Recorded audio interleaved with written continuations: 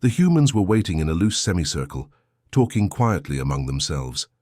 They wore what appeared to be formal dress from their various regions, simple but elegant clothing that emphasized function over decoration. They fell silent as Tay entered. "The High Council is ready to receive you," he announced in standard language. Admiral Park stepped forward. In person, she was shorter than Tay had expected, with streaks of gray in her dark hair. Her eyes, however, had the same intensity. He remembered from that first transmission. "Thank you, Strategic Advisor Tay," she said, using his full title. "We appreciate your guidance during these proceedings." They walked in silence through the arched corridors of the council hall.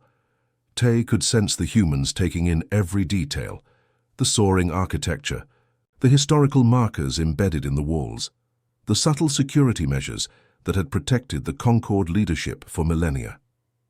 "Your civilization has achieved remarkable stability," Admiral Park commented quietly. "The Concord has maintained peace for 30,000 years, Tay replied, unable to keep a hint of pride from his voice. "Peace can mean many things," she said. "Sometimes it's the absence of conflict. Sometimes it's just the absence of change." Before Tay could respond, they reached the grand entrance to the council chamber. The massive doors, carved from rare stellar hardwood, bore the symbols of the 17 founding species of the Concord. No new symbols had been added in 26,000 years. The doors swung open silently, revealing the full assembly of the High Council, 400 representatives from 108 species, arranged in concentric circles around the central speaking platform. At the highest tier sat High Councillor Min, her expression unreadable as the human delegation entered. A murmur rippled through the chamber. Many council members were seeing humans in person for the first time. Some leaned forward with curiosity. Others drew back slightly, as if confronted by something dangerous. Admiral Park led her delegation to the center of the chamber with calm confidence. The humans showed no sign of being intimidated by the grandeur or by the critical eyes watching their every move. High Councillor Min rose from her seat. "Representatives of Earth, you stand before the Galactic Concord as the first pre-established spacefaring species to address this council. Your presence here is unprecedented." Admiral Park bowed slightly. "High Councillor, esteemed members of the council, we stand before you not as supplicants but as equals. The circumstances of our introduction to the wider galaxy were not what any of us would have chosen, but we are here now and the future must be addressed." Her voice carried easily through the chamber, measured and clear. There was no aggression in her tone, but no deference either. "For 12 months our species have engaged in what some might call conflict, others negotiation through demonstration. Today we propose to end that phase and begin a new one, integration with appropriate safeguards and recognition." High Councillor Min's expression remained neutral, but Tay could detect tension in her posture. "The Council acknowledges your proposal. However, I must address the unprecedented nature of your approach to joining the galactic community." She gestured to a data display that appeared above the central platform, showing the timeline of human advancement. "In one standard year, your species has progressed from primitive chemical rockets to technologies that rival or exceed Concord capabilities in several domains. You have demonstrated abilities that violate our understanding of species development patterns. The Council requires explanation before any discussion of integration can proceed." Another human stepped forward, an older woman with dark skin and calm eyes. "I am Dr. Kai, Earth's leading xenobiologist. Perhaps I can address your concerns, High Councillor." With a nod from Admiral Park, she continued, "The answer lies in our evolutionary history. Earth is unique in the known galaxy, a planet of extreme environmental diversity, with rapid and unpredictable climate shifts throughout its development. Unlike most intelligent species, which evolved in stable, specialized niches, humans evolved as generalists." She brought up her own data display, showing Earth's varied environments, from Arctic tundra to scorching deserts, dense jungles to open plains. "Our ancestors survived not by becoming perfectly adapted to one environment, but by developing the ability to adapt to any environment. This trait carried into our cognitive development. Faced with a new challenge, humans don't look for the single correct solution. We generate dozens of possible approaches, test them simultaneously, discard failures, and build upon successes. The display shifted to show human history, primitive, tribes developing into complex civilizations, collapsing, rebuilding, spreading across continents. Our fractured social structure, which your observers found so puzzling, actually accelerated our development. Multiple human societies pursued different technological paths simultaneously. Competition drove innovation. Conflict, while destructive, forced adaptation. Dr. Kai's expression became solemn. When your observation vessel was detected in our orbit, something remarkable happened. For perhaps the first time in our history, all major human powers recognized an external situation that transcended our internal differences. Every research institution on Earth focused on a single problem: understanding and replicating your technology. A third human stepped forward, a thin man with wire-framed glasses. I led Earth's reverse engineering efforts, what your scientists accomplished through methodical, sequential development over thousands of years. We approached differently. We tried thousands of configurations simultaneously, with teams working independently, sharing breakthroughs instantly through our global network. He smiled slightly. We made mistakes, many of them fatal to the brave volunteers who tested early prototypes, but each failure taught us something new. Within weeks, we had working theories about your propulsion systems. Within months, crude but functional replicas. High Counselor Min interrupted. You're describing technological development that should take centuries, accomplished in months. Yes, the engineer agreed simply, because we had to. Necessity has always been the mother of invention for humans. When faced with extinction, we become creative. Admiral Park took center stage again. The Concorde sees the galaxy through the lens of stability and control. Humans see it through the lens of potential and adaptation. These perspectives aren't incompatible, they're complementary. She gestured to her delegation. We don't come to destroy what you've built. We come to add something you've been missing. Innovation, born from diversity of thought and approach. For 3 days, the negotiations continued. The humans never raised their voices, never made threats. They simply presented their case with calm logic and occasional flashes of what Tay recognized as their unique brand of humor. On the final day, Admiral Park addressed the specific terms of human integration. We propose full membership in the Concorde, with Earth recognized as an independent territory. We will share our adaptive development methodologies while adopting the Concorde's ethical frameworks for technological deployment. In return, we ask only that our sovereignty be respected and our unique contributions valued. After hours of deliberation, High Counselor Min announced the Council's decision. By a narrow margin, the proposal had been accepted. Humans would join the Concorde, not as junior members, but as full partners with special consideration for their unique capabilities. As the historic session concluded, Tai escorted the human delegation back to their quarters. Walking beside Sue, the delegation's cultural specialist, he finally asked the question that had been troubling him since their arrival. Your species had every reason to pursue a more aggressive approach after the Concorde's misjudgment. Why didn't you? Sue smiled, a simple expression that somehow conveyed both wisdom and amusement. Because the strongest position isn't domination, it's partnership. We could have continued developing weapons, claiming territories, forcing concessions. But what would that accomplish? Endless conflict benefits no one. She paused, looking out a viewport at the stars beyond. Humans aren't just adaptable in how we overcome challenges. We're adaptable in how we define victory. The old human way was to defeat enemies. The better human way is to transform enemies into allies. Later that evening, as the new Concorde Treaty was being prepared for signing, Sue found Tai again. There's something we haven't told the Council, she said quietly. Something about humans I think you should understand. Tay tensed slightly. What is it? The reason we adapted so quickly to your technology, the reason we're so dangerous yet so potentially valuable as allies, is simple. In a universe of specialists, humans are dangerous generalists. Where you see chaos, we see opportunity. Where you see limitations, we see challenges. Her eyes met his, and for a moment, Tay glimpsed something ancient and powerful in their depths. "And where you see the impossible," she said softly. "We see Tuesday." The treaty was signed the following morning. A new symbol was added to the council doors, the first in 26,000 years. The emblem of Earth, the homeworld of humans, the species that had forever changed what was possible in the galaxy. The humans were here, and the universe would never be the same. "What's happening?" Elder Doe demanded. Admiral Pack pointed to the display. "The impossible." The hologram showed the edge of conquered space nearest to Earth's solar system. A swarm of small vessels was moving in tight formation toward the border. "Outpost of Narala." "Humans," Admiral Pack said, spitting the word. "Somehow they've developed crude faster-than-light capability in 3 months instead of 50 years. Tay stared in disbelief.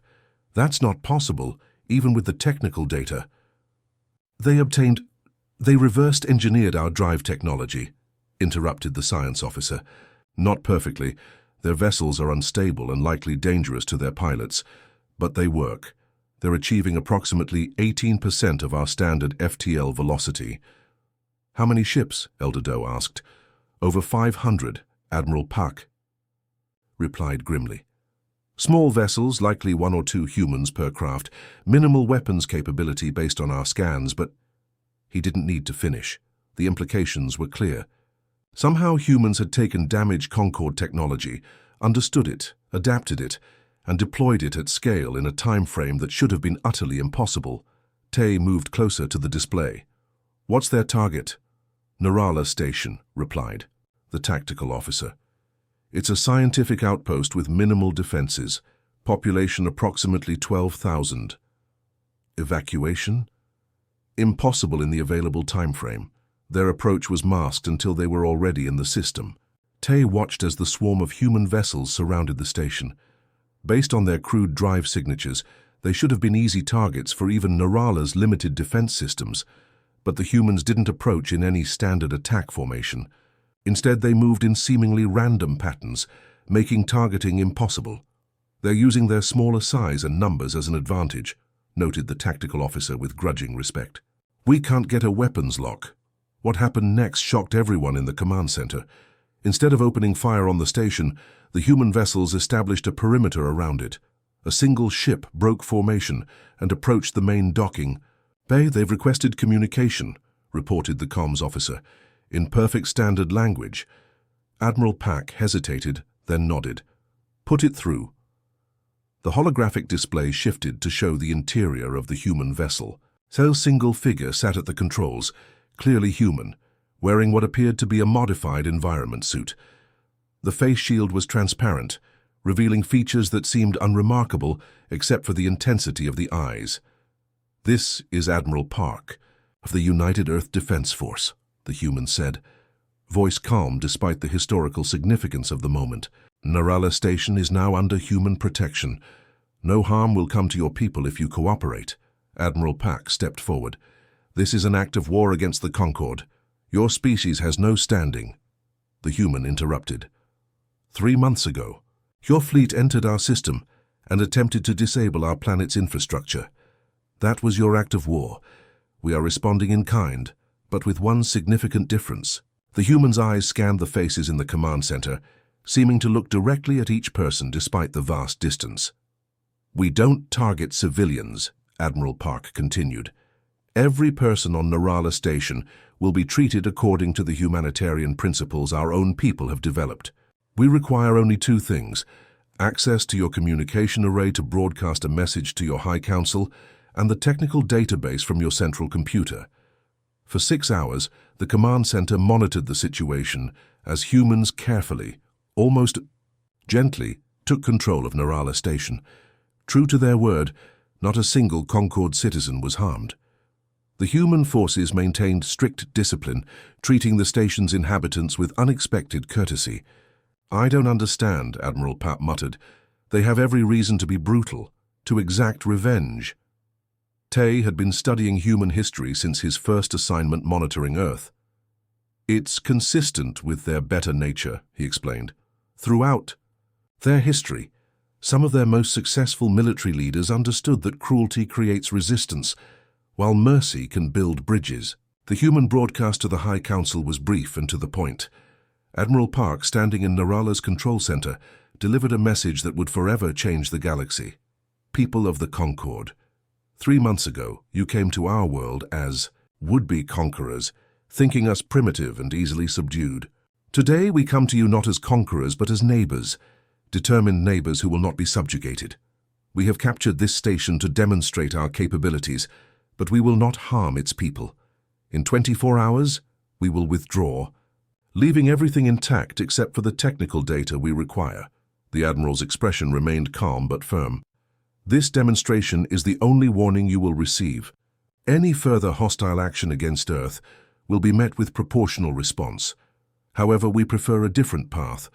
Our envoys are prepared to meet with your High Council to discuss terms for peaceful coexistence.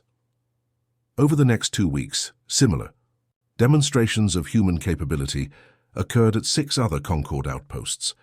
In each case, the pattern was the same: swift, overwhelming approach, followed by measured occupation and respectful treatment of Concord citizens. The galaxy watched in stunned silence as a species that had barely achieved spaceflight 3 months earlier now moved confidently through Concord space, using technologies they shouldn't have been able to understand, let alone replicate.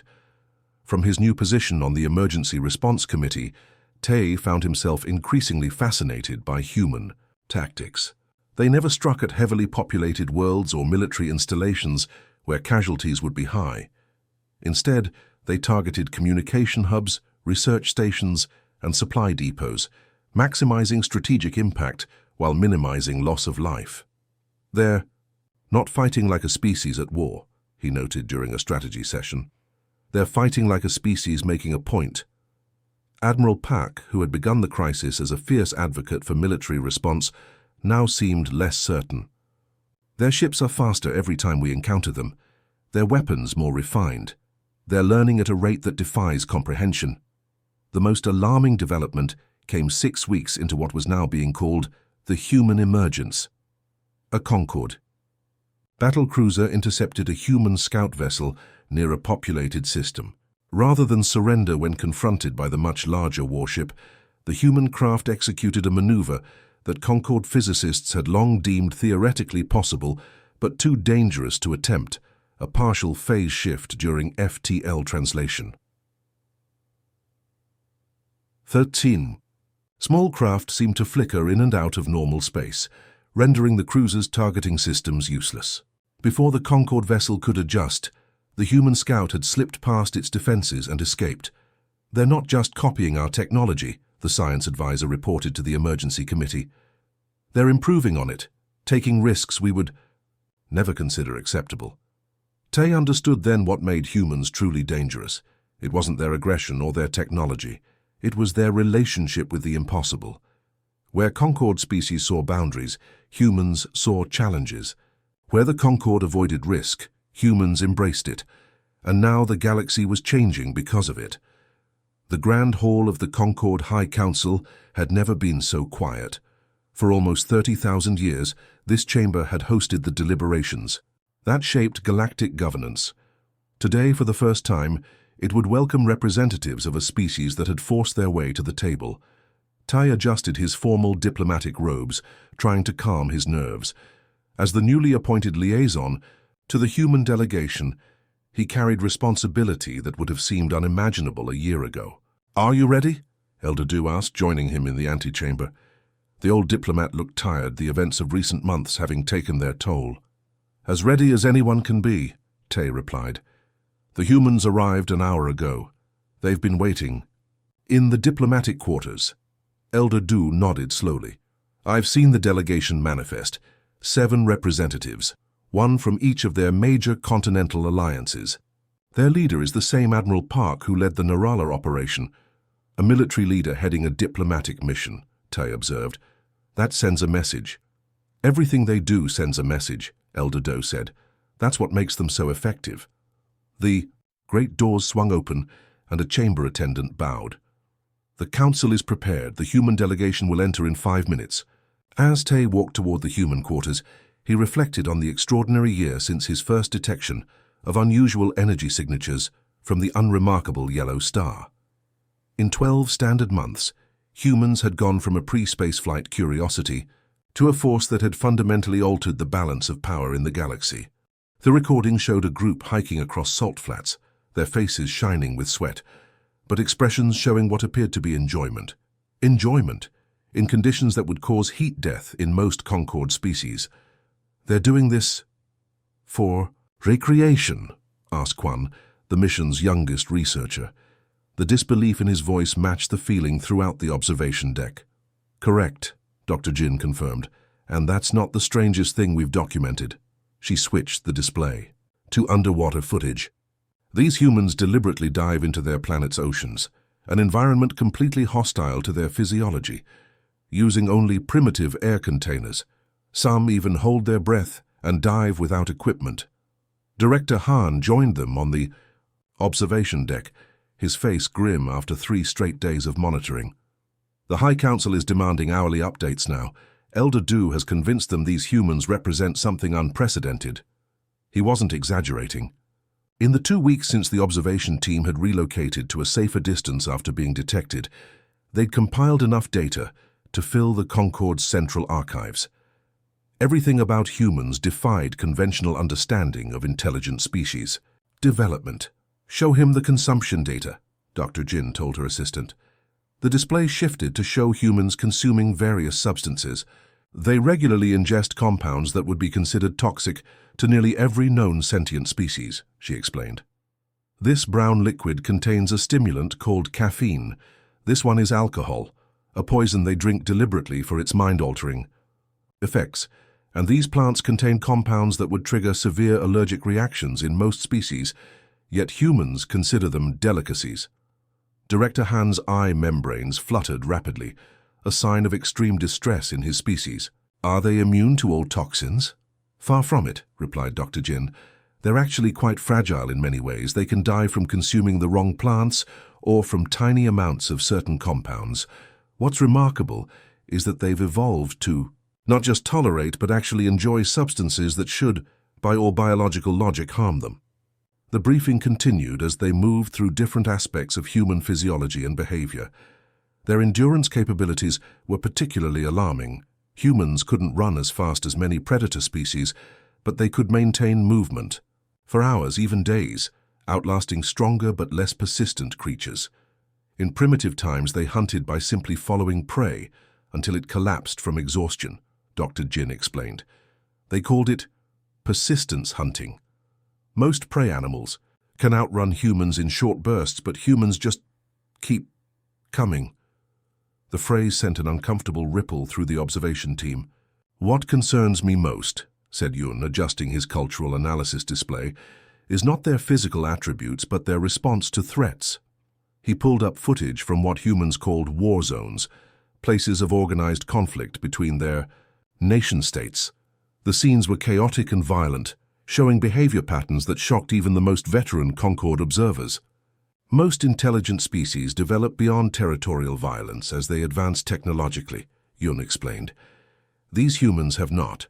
More concerning, they show adaptation to conflict. When faced with overwhelming force, they don't surrender. As logic would dictate, they develop new strategies, new weapons, new ways to fight. Like cornered predators," Director Han murmured.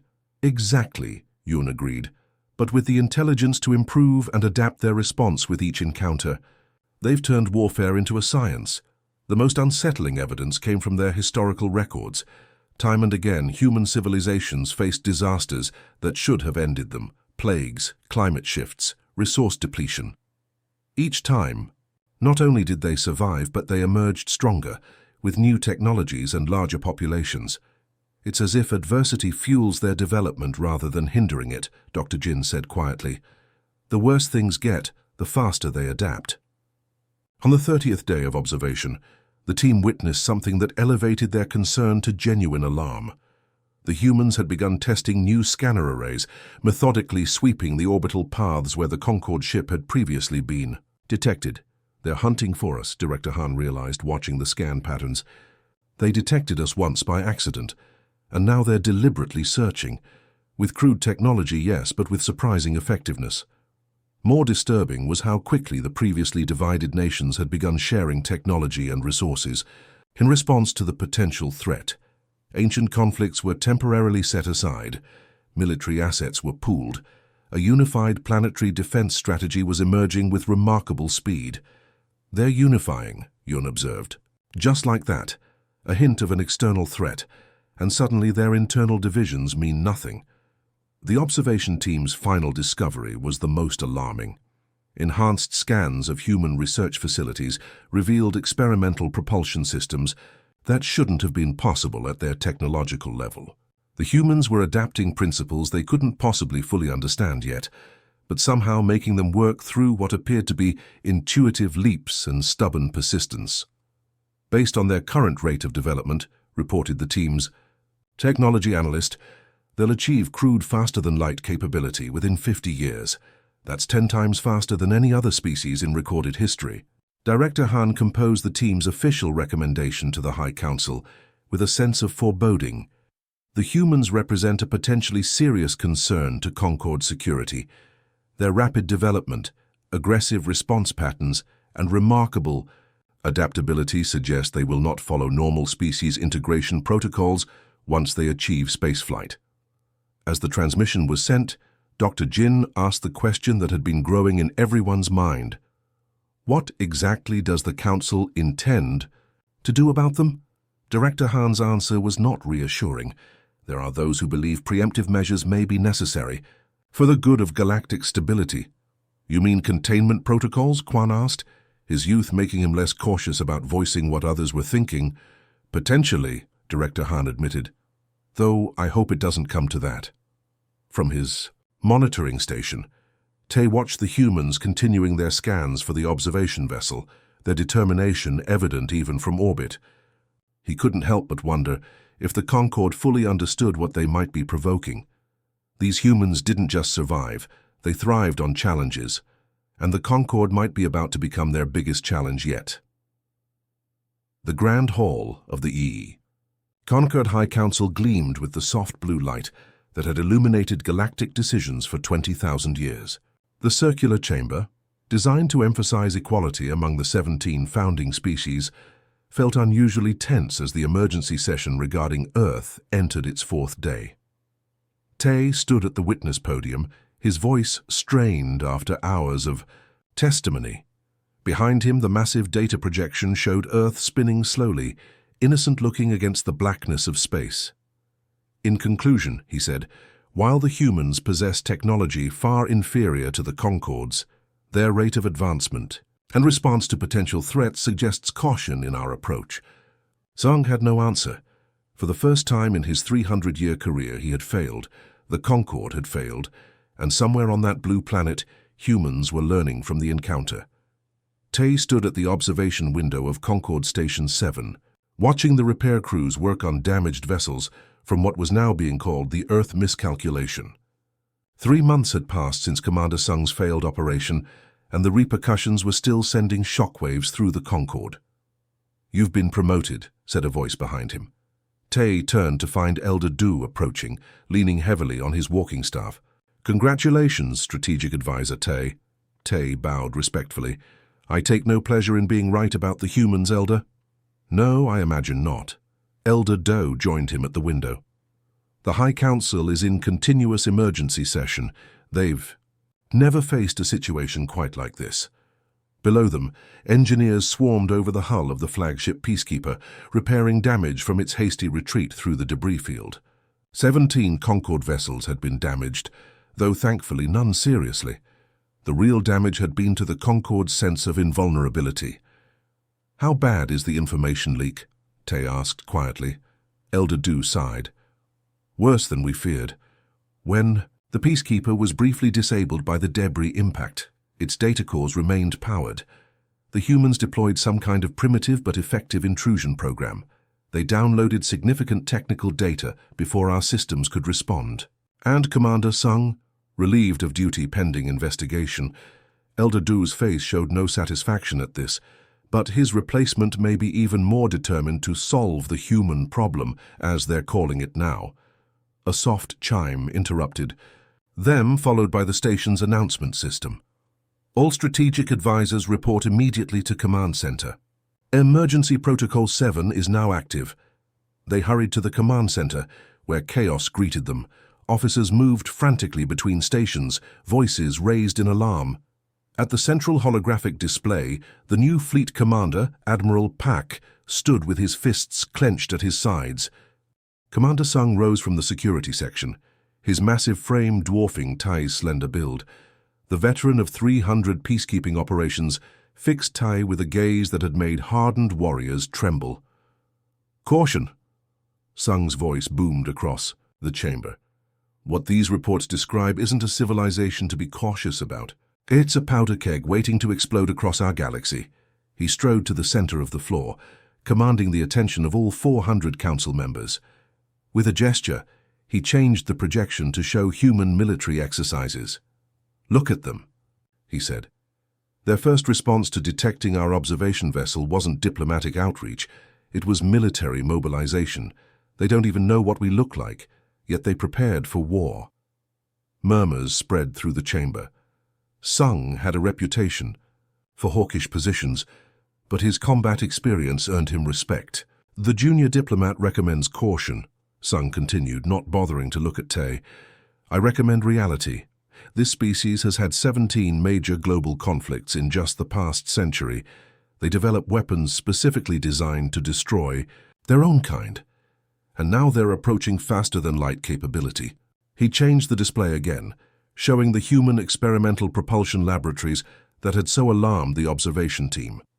"Our analysts project they'll achieve crude FTL within 50 years. Let me be clear what that means. A species that still can't unite its own planet will suddenly have the ability to reach our worlds." Elder Du, who had supported Tay's concerns from the beginning, spoke up from the leadership tier. "Commander, you're describing a pre-FTL civilization that poses no immediate threat to the Concord. Our protocols for such situations are clear. Observation, only until they achieve interstellar capability." "With respect, Elder," Sung replied, "those protocols were designed for normal species development. There is nothing normal about humans." He brought up new data, the observation team's biological assessments that had so disturbed Dr. Jin. They're persistence predators with environmental adaptability that should be biologically impossible. They consume poisons for pleasure. Their reproduction rate outpaces any responsible civilization, and most concerning, they become more innovative under threat. The debate continued for hours. Factions formed quickly, those advocating for standard non-interference protocols versus those supporting Sung's call for preventative security measures. Tai watched with growing unease as support shifted towards Sung's position. He caught Dr. Jin's eye across the chamber. Her expression mirrored his concern. Finally, High Counselor Min called for order. As the highest authority in the Concord, her word would determine the fate of humanity. "We have heard compelling arguments from both perspectives," she announced. "The question before us is not whether humans represent a potential concern. The evidence suggests they do. The question is how to address that concern." The chamber fell silent. Tay held his breath. "Commander Sung's security assessment cannot be dismissed," she continued. "However, our founding principles prohibit interference with pre-FTL civilizations. We must find a middle path." Her solution sent ice through Tay's veins. "The Council authorizes a limited demonstration operation. Earth's primitive defense systems and communication infrastructure will be temporarily disabled. No permanent damage, no casualties. Simply a demonstration that will humble them before formal contact is initiated." Sung's satisfied expression told Tay everything.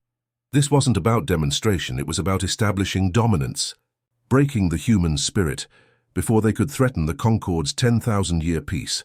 3 weeks later, Tay stood on the command deck of the Peacekeeper, the largest vessel in the Concord fleet.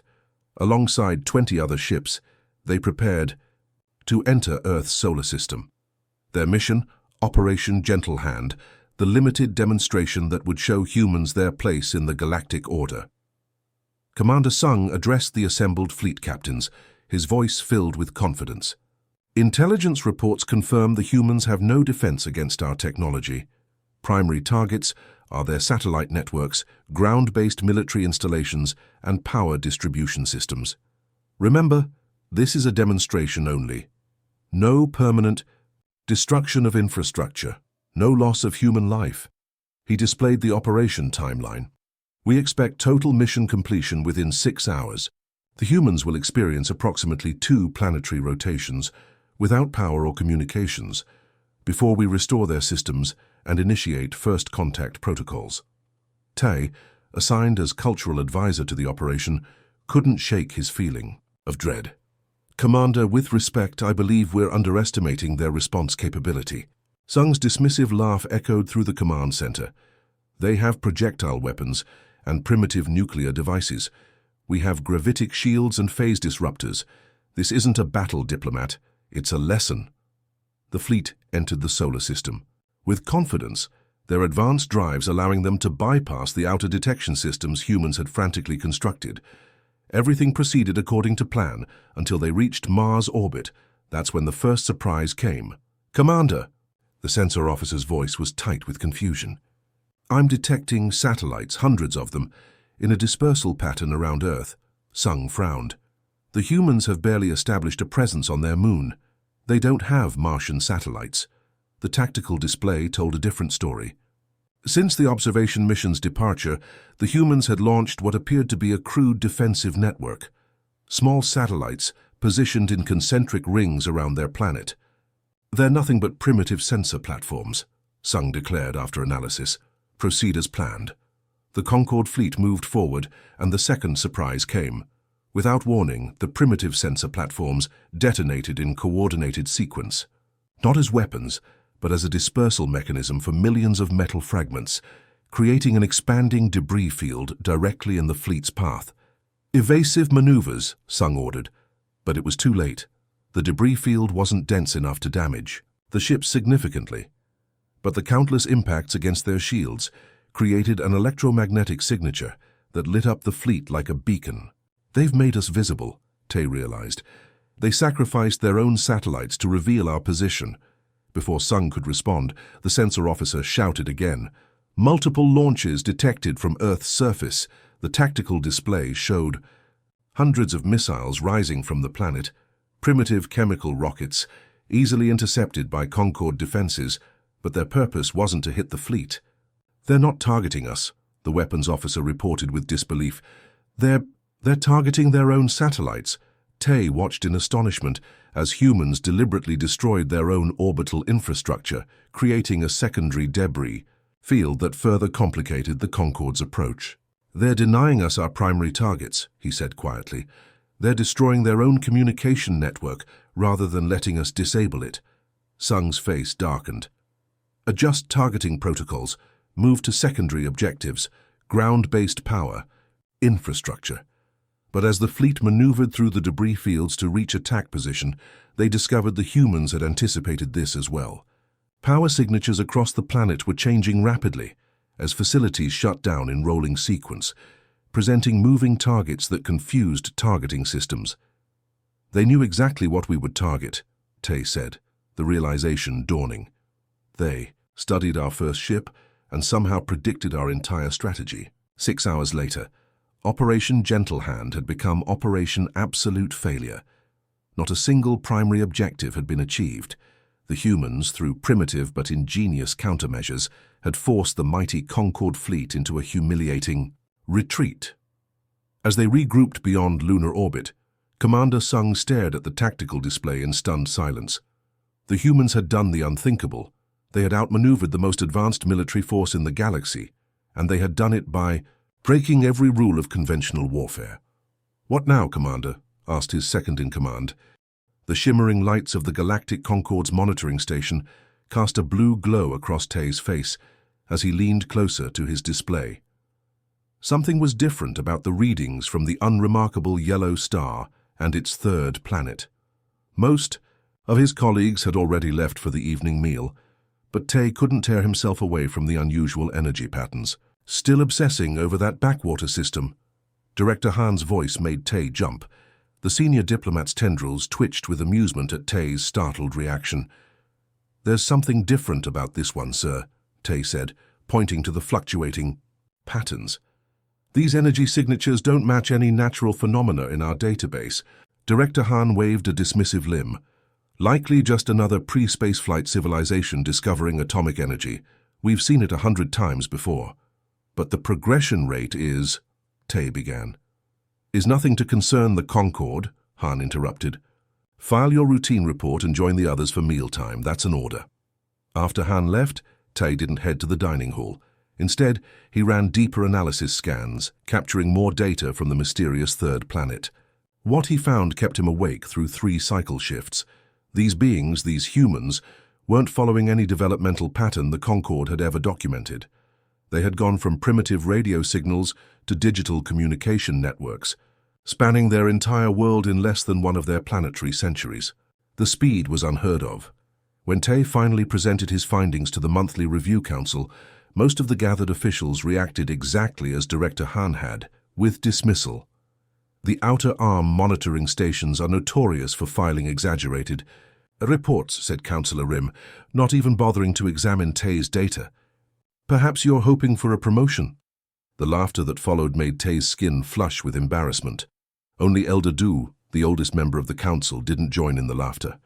His ancient eyes narrowed as he studied the progression. Charts? Send me everything you have on this system, Elder Du told Tay after the meeting, and continue your observations. Tell no one else what you find. Report directly to me. Over the next 6 cycles, Tay documented developments that defied all Concorde knowledge of species evolution. The humans had progressed from primitive satellite deployment to establishing a base on their own moon. Their communication networks grew exponentially more complex. And most alarming, they had begun to experiment with propulsion systems that hinted at early steps toward faster-than-light travel, something that should have been millennia beyond their reach at their current development stage. We must take this to the High Council, Tay insisted during his private meeting with Elder Du. The High Council doesn't concern itself with pre-spaceflight species, Elder Du reminded him, but at their current rate of development, they won't be pre-spaceflight much longer, Tay argued, pulling up his latest projections. They're advancing at least 20 times faster than any other known intelligent species. Something is different about them.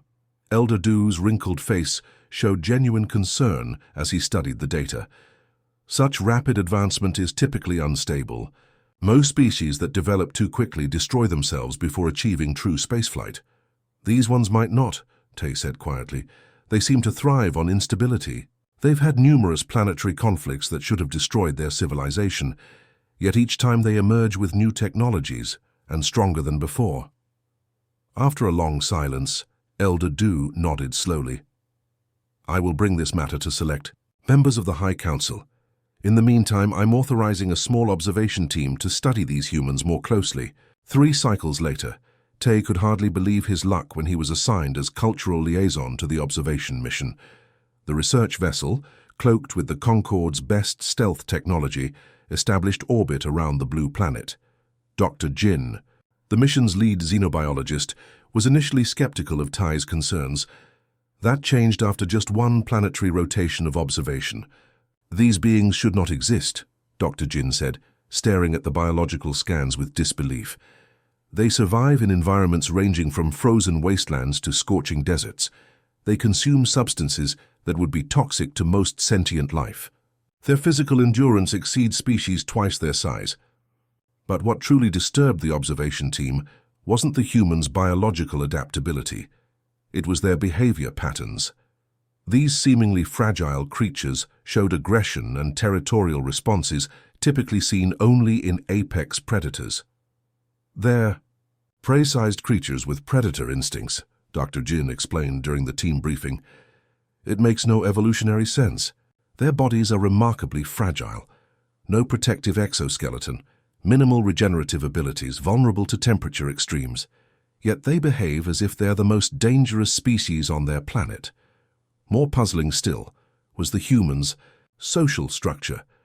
Unlike most intelligent species that evolved toward unity as they developed technology, humans maintained thousands of separate nation-states, languages, and belief systems, yet somehow still managed to advance their technology at a breakneck pace. The chaos of their social systems should have collapsed their civilization long ago, noted Yun, the team's sociologist. Instead, it seems to fuel their innovation. They compete with each other constantly. On the 18th day of observation, disaster struck. Despite the Concorde vessel's advanced cloaking technology, the humans somehow detected their presence.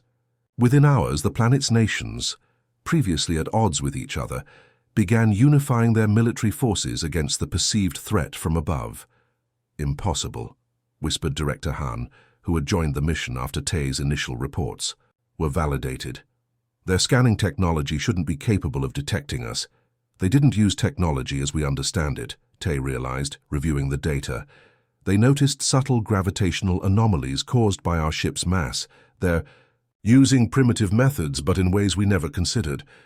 As the team watched in fascination and horror, the humans' response escalated. Military vessels were deployed to orbital positions. Weapon systems were aimed skyward. Most concerning of all, encrypted communications between their governments showed they were sharing technology previously kept secret from each other. "We need to report this to the High Council immediately," Director Han ordered, his earlier dismissiveness replaced by genuine alarm. "These humans aren't just developing faster than normal. They may represent a genuine concern to Concorde security if they reach spaceflight capability." As their vessel broke orbit to retreat to safe transmission distance, Tay couldn't help feeling a mixture of fear and admiration for the strange beings below.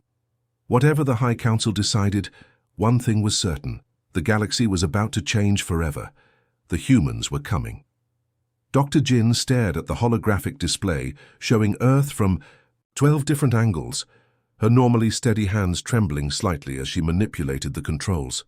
After 30 years as the Concorde's leading xenobiologist, she thought she'd seen everything the galaxy had to offer. She was wrong. "Play that sequence again," she told her assistant, pointing to footage of human activity in what they'd identified as a region called Death Valley. The temperature readings there exceeded levels that would kill most intelligent species, yet the humans moved about with only minimal protective gear.